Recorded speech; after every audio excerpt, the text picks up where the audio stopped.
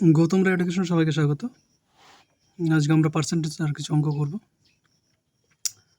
প্রথমত যেটা আছে 1 নম্বর অঙ্ক, কোনো ঘনকের প্রতি ধার দ্বিগুণ করলে ক্ষেত্রফল বৃদ্ধি শতকরা কত হবে? এই অঙ্কটা করার জন্য ক্ষেত্রফল আগে ঘনক জানতে হবে। ঘনক কী জিনিস? ঘনক হচ্ছে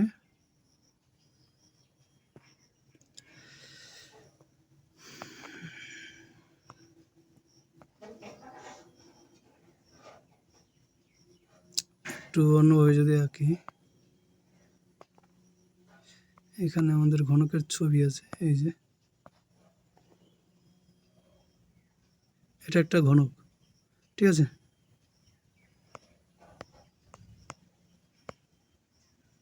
ঘনকটা যদি মাপা হয়, দেখো 90 ডিগ্রি প্রত্যেকটা কোণ, আর প্রত্যেকটার দৈর্ঘ্য কিন্তু সমান হবে আমাদের 42 একটু কম বেশি আছে, মানে প্রত্যেকটার দৈর্ঘ্য সমান হবে। এরকম একটা ঘনক আছে, ধরে নাও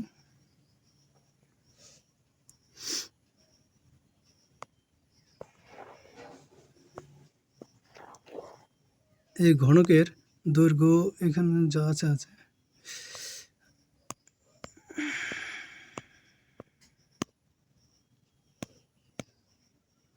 বাতিয়ে দিলাম।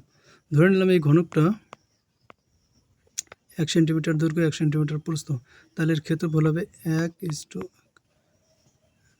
ক্ষেত্রফল মানে দৈর্ঘ্য ইন্টু প্রস্থ, আর ঘনকের ক্ষেত্রে 1-এর স্কোয়ার করে দিলে আমাদের ক্ষেত্রফল হয়ে যাবে, বাহুর স্কোয়ার ইকুয়াল টু 1 হবে। এবার ঘনকের বলেছে আমাদের করে দিতে হবে দ্বিগুণ, প্রতিটি ধার দ্বিগুণ করতে হবে। 1-এর জায়গায় যদি 2 করে দিই, একটা বড় ঘনক নিয়ে আসি, একটা বড় ঘনক নিয়ে আসবো। হ্যাঁ, ঘনকটা হবে এত বড়, প্রায় এটার দ্বিগুণ হবে বাহুটার দৈর্ঘ্য, মোটামুটি দ্বিগুণ হবে। এই মতো অবস্থায় এর বাহুর দ্বিগুণ 2 হলো, তাহলে এর ক্ষেত্রফল কত হবে? দেখো এখান থেকে তোমরা স্পষ্টতই বুঝতে পারছো, এখানে এরকম ঘনক, মানে এই টাইপের ঘনক 3টা হয়ে গেছে, তার মানে ওর ক্ষেত্রফল কত হবে? 3 গুণ বেড়ে যাবে। 3 গুণ মানে শতকরা ভাগ করে 300, শতকরা হিসাবে বের করতে গেলে 300% কিন্তু বেড়ে যাবে।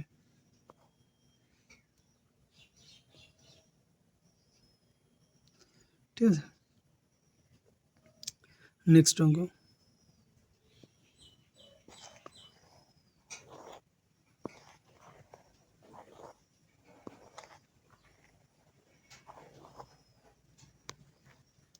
তাহলে আমাদের এটার উত্তর কত হলো? Option number D. পরের অঙ্ক 2 নম্বর, একটি লোক 60,000 টাকা জিতেছে এবং ওই টাকার 35% ট্যাক্স দিয়েছে, 35% দিয়েছে ট্যাক্স, তাহলে ওর কাছে থাকলো কত? 100 থেকে বিয়োগ 35, তাহলে থাকলো হচ্ছে 65%। তাহলে 60,000 টাকার 65% আমাদের বের করতে হবে। 60,000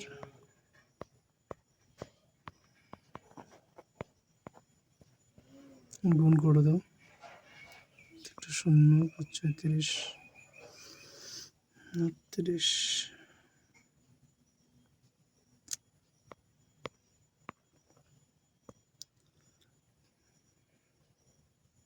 34, 39,000।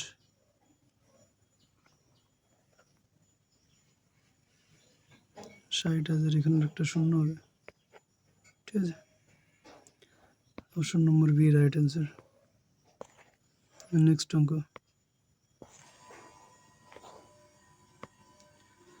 ওজন মাপার যন্ত্রের ত্রুটির কারণে ওনার 72 কেজি দেখায়, তারপর কিন্তু ওজন 80%, ভুলের শতকরা হার কত? 72 কেজি দেখায়, অরিজিনাল 80, তাহলে 80কে দেখালো 72, 80কে যদি 72 দেখায়, তাহলে 80তে কম দেখালো কত কেজি? প্রকৃত ওজন থেকে হবে 8 কেজি, তো 8 কেজি কম দেখালো, তাহলে 100-তে কত কম দেখাবে? 100 দিয়ে গুণ, নিচে 80, শূন্য কেটে গেল, 8 কেটে গেল, 10%। Option number C right answer. Next অঙ্ক, এ এর 40%, বি এর 60% এর সমান। এ এর 40% ইকুয়াল টু বি এর 60%। পার্সেন্টেজ উভয় দিক থেকে হাওয়া হয়ে গেল। এ শূন্য শূন্য কেটে গেলাম, 3 থাকলো, এখানে 2, তাহলে 2a ইকুয়াল টু চলে আসলো 3b। তাহলে a by B equal to 3/2। 3/2 এটা হয়ে যাবে 3:2। এটাই হবে সঠিক অ্যান্সার।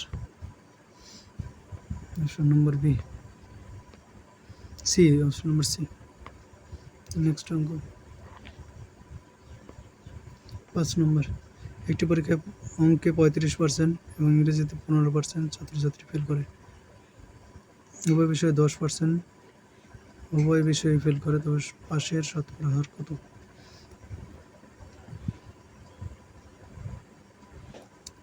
পাশের শতকরা হার মানে এখানে উভয় বিষয়ে যে পাস করেছে সেটা।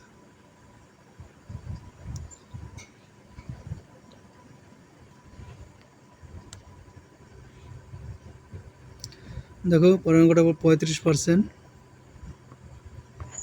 ভেন দিয়ে করব, ভেন ডায়াগ্রাম। এখানে আছে 10, উভয়ের মধ্যে আছে 10। এইবার এই 10 এখানে ছিল আগে,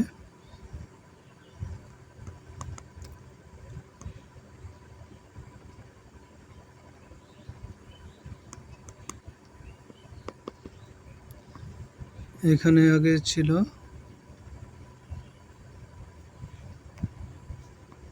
35 আর এখানে ছিল 15, কিন্তু আদৌ কি 15 আর 10 থাকবে? থাকবে না।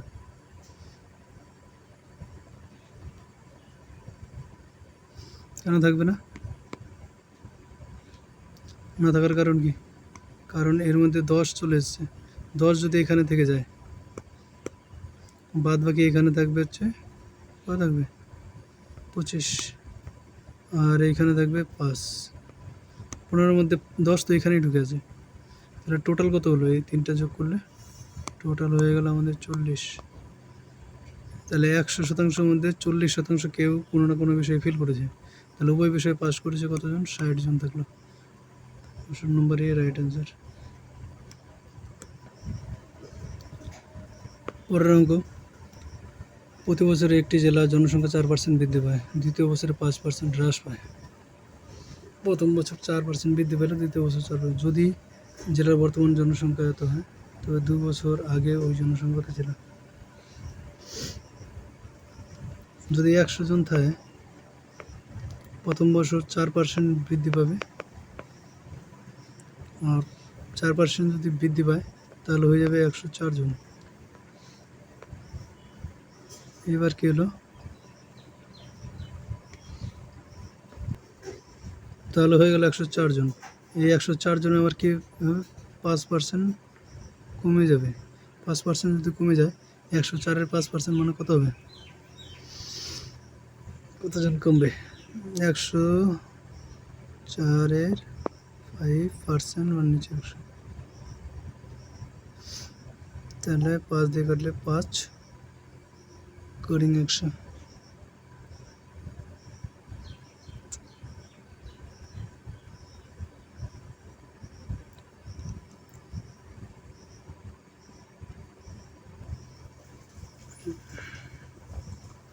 কিছু করলাম না, এইভাবে রেখে দিলাম। তাহলে আমার চলে আসলো হচ্ছে 104, এটা যদি পায় মাইনাস 104 5/100 হবে। ঠিক আছে, তাহলে এখানে হয়ে গেল 400, নিচে 100, কিছু কাটবো না, থাক, মাইনাস 520।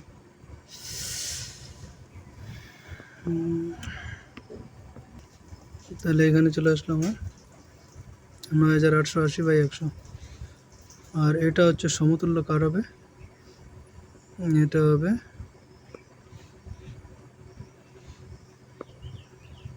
4000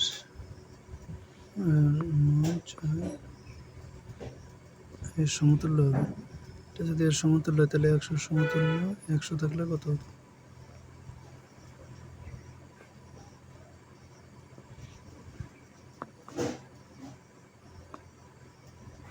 এটা ক্যালকুলেশন করে বের করলে হয়ে যাবে।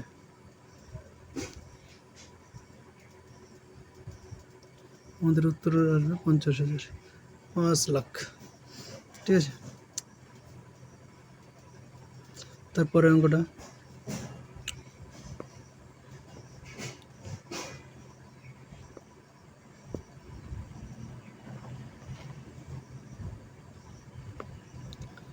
বলেছে 280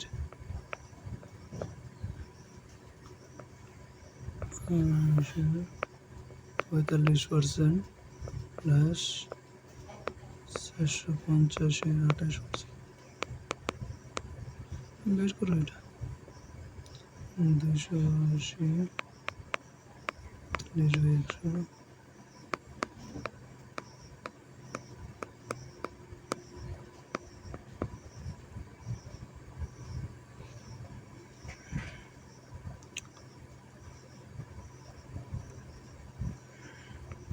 এটা জাস্ট ক্যালকুলেশন আছে, এর মধ্যে কোনো লজিক নেই।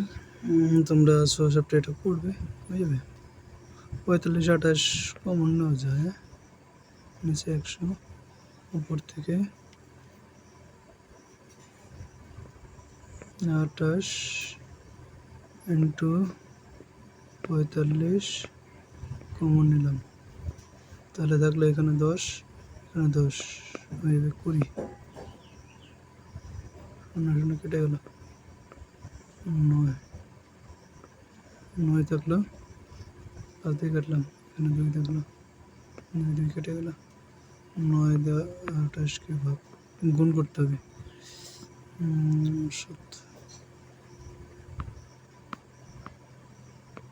252 নম্বর বি।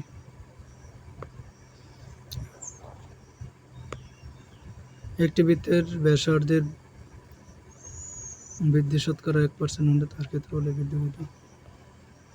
1%, 100 ধরলাম বৃত্তের ব্যাসার্ধ, পরে হয়ে তাহলে ক্ষেত্রফল কত হবে? পাই আর স্কোয়ার, আর মানে এখানে 100 স্কোয়ার, 100 1 যদি হয় মানে 1% বৃদ্ধি পেল।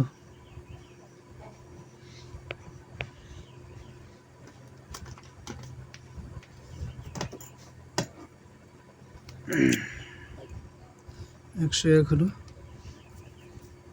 তাহলে এখানে হয়ে যাবে পাই ইন্টু 101 স্কোয়ার। শতকরা কত বৃদ্ধি পেল? তাহলে এখান থেকে যদি বৃদ্ধিটা বের করি তাহলে পাই কমন নিলে 101 স্কোয়ার মাইনাস 100 স্কোয়ার। একবার যোগ হবে, একবার গুণ হবে, না একবার যোগ হবে একবার বিয়োগ হবে, বিয়োগ করলে তো একই থাকে।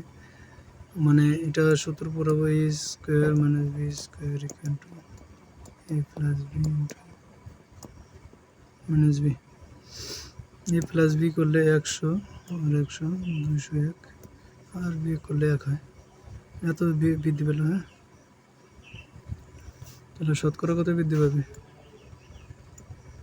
শতকরা আমার বৃদ্ধি পাবে এটা যা আছে এটার সাথে 100, আর নিচে চলে আসবে এটা পাই ইন্টু 100 ইন্টু 100, 100 কেটে গেল, পাই দেওয়া হয়ে গেল। তাহলে আমার থাকলো এটা 2.01 নম্বর ডি।